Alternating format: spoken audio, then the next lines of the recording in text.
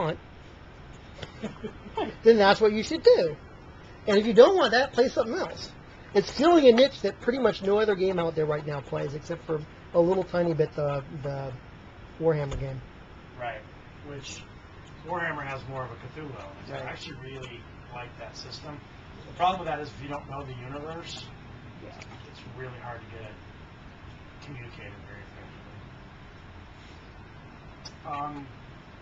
How is it compared to Castles and Crusades?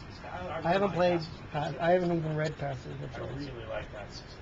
So, well, the thing about 4th edition is it's basically a tactical miniatures game with a veneer of role-playing on top, which is pretty much what 3rd edition was too. But I think 4th edition does it better.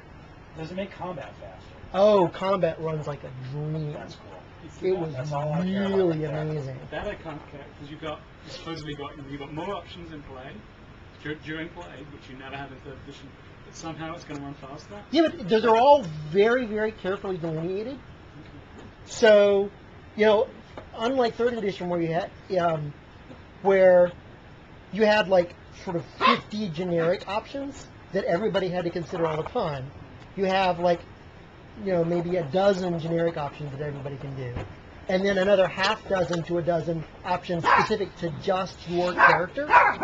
And all the interesting tactical stuff comes from how your special sauce interacts with the special sauce in somebody else in your group. So there's a lot of cross-character synergies that just didn't exist in the earlier versions of the game. Like, you know, if you're playing a rogue together with a fighter, No, we actually didn't. you just bring our multiply, gear. or a warlord, you multiply your power a whole lot, because, you know, the rogue's special abilities are all about getting up and doing sneaky attacks on somebody, which is much, much easier to do when you've got, like, the fighter or the warlord locking somebody down so you know where they are. It really piles together quite interestingly. I am done with this